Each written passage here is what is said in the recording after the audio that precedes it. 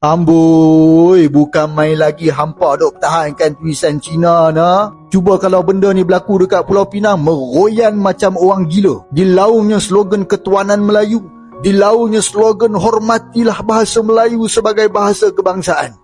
Memanglah program tu program majlis pecah tanah oleh pelabur negara asing. Tapi benda tu berlaku dekat mana? Dekat Kedah kan? Hampalah kerajaan. Pasal apa hampa tak tegur je pelabur tu? Cik, kalau boleh letak bahasa Melayu dekat atas. Baru ini Malaysia dibawakan dengan tulisan Cina yang semakin menjalur atau semakin kuat di negara mereka. Hilangnya bahasa Melayu semakin nyata di depan mata. Mari kita bahas. Jangan lupa untuk like, komen, dan subscribe-nya. Okay, let's go. Tulisan Cina ni dekat bawah. Ataupun letak tulisan Jawi dekat atas, tulisan Cina dekat bawah. Pasal apa hampa tak pergi cakap itu negeri hampa? Takut ke? Segan ke? Bacul ke? Kot-kot lah. Mana tahu, mungkin kalau mereka tegur, sekali lagi pelabur merajuk. Bila pelabur merajuk, mungkinlah pelabur pun lari. Rugilah mereka tak boleh nak war-warkan yang kita dapat tarik pelabur asing. Cakap tak serupa bikin hentam orang lain macam orang gila, tapi tang kau buat macam-macam kau nak pertahankan. Kesian orang-orang yang dekat bawah. Duk kenapa bodohkan dengan orang politik. Jom kita nak tengok apa puak-puak haram jadah ni nak spin dalam ruang komen. Salah satu sebab kebanyakan orang Cina tak boleh cakap bahasa Melayu sebab kita sebagai orang Cina, kita cakap sajalah bahasa Cina di rumah. Takkan kita akan cakap bahasa Melayu di rumah kan? Ya. Macam orang Melayu, orang India, kamu pun cakap kamu punya bahasa mah. So inilah sebab kita tak boleh cakap fasih bahasa Melayu. Kamu ada kereta EV dan nak untung duit dari Watts. Malaysia dah jadi sebahagian daripada China. Menteri Pelancongan kena tukar orang lah.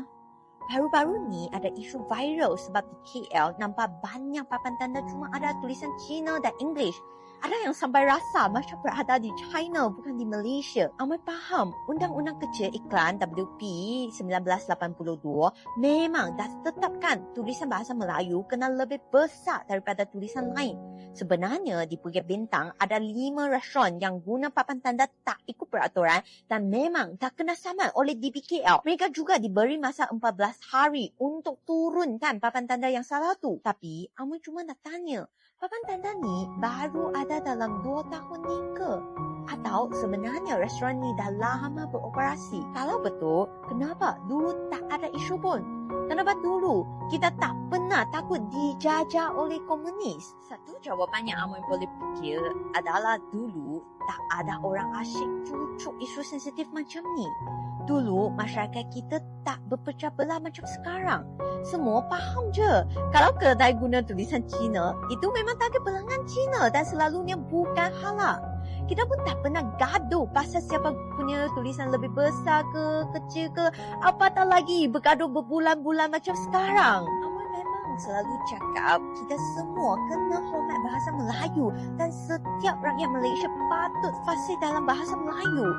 Tapi terus teranglah, kali ni Amai rasa sedikit kecewa lah. Memanglah orang yang lupa hormat bahasa Melayu perlu diingatkan. Tapi adakah kita perlu jadikan isu ni sampai jadi pergaduhan kaum soal identiti kaum Cina atau senjata serangan politik antara parti? Tolonglah kita perlukan masyarakat seperti dulu yang tak bergaduh kerana isu bahasa. Kita perlu kembali ke Malaysia yang tidak mudah dimanipulasi oleh isu perkauman. Itu doa kecil Amai dari hati yang tulus untuk Malaysia sebab Amai sayang Malaysia. Tahniah sebab anda sebenarnya memberi masa depan yang sangat cerah kepada anak-anak anda kerana bahasa Cina adalah bahasa dunia. Suka ataupun tidak, ianya sekarang digunakan secara meluas dalam dunia perniagaan, dunia pelaburan. Tapi kena setkan dalam pemikiran belajar bahasa Cina sebab nak berniaga. Bukan kau sibuk nak bekerja dengan syarikat Cina dekat Malaysia ni. Lebih baik cuba ambil peluang untuk dapat pekerjaan dekat negara Cina sana tu. Anda ibu bapa kan, anda dah kena mula fikir dan rancangkan masa depan anak-anak anda. Hiraukanlah tomahan-tomahan orang kononnya tak pecoiti lah, pengkhianat Melayu dan sebagainya. Biarkan. Sebab satu hari nanti mereka mesti akan cemburu melihat anak-anak anda pergi jauh. Saya berani cakap benda ni sebab saya nampak kelebihan bahasa Cina. Bila kita belajar bahasa Cina, bila kita kuasai bahasa Cina, bukan bermakna kita ni tiba-tiba jadi Cina ataupun tiba-tiba tak boleh cakap bahasa Melayu, tak. Sama macam ibarat kamu belajar bahasa Inggeris dan kamu boleh bercakap dalam bahasa Melayu, kamu kekalkan identiti Melayu kamu. Tapi bila kamu belajar bahasa Inggeris, kamu dapat banyak manfaat kan. Tapi sekarang bahasa Cina juga, kalau kamu tambah juga, kamu boleh dapat manfaat lain. Ada tak yang Melayu ataupun India yang tahu cakap bahasa Cina ataupun yang menghantar anak-anak dia belajar bahasa Cina? Munculkan diri anda dalam ruangan komen.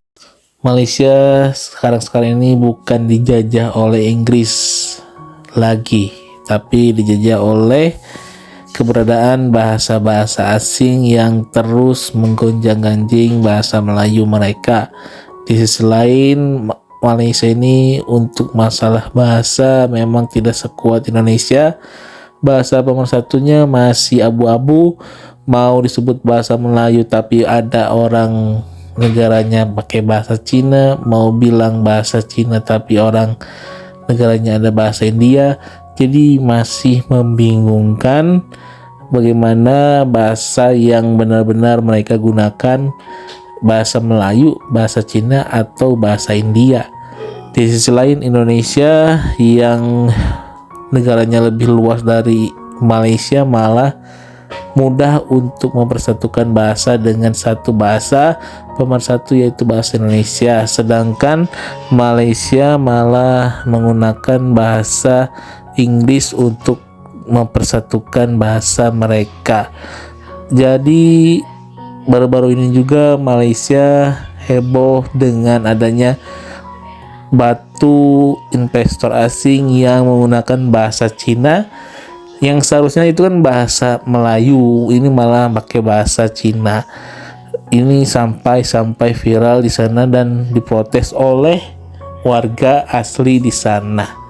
Jadi Malaysia hari demi hari bahasa mereka makin diguncang oleh bahasa asing seperti Cina, yang dikit demi sedikit investor datang tapi tidak mau pakai bahasa Melayu melainkan pakai bahasa Cina.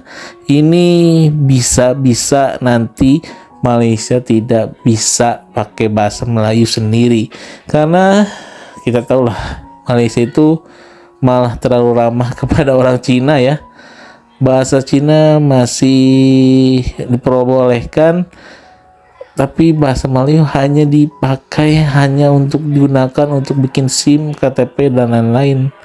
Setelah itu warganya bercakap pakai bahasa masing-masing seperti India dan Cina. Jadi segitu aja, jangan lupa untuk like, comment dan subscribe-nya, oke? Dadah.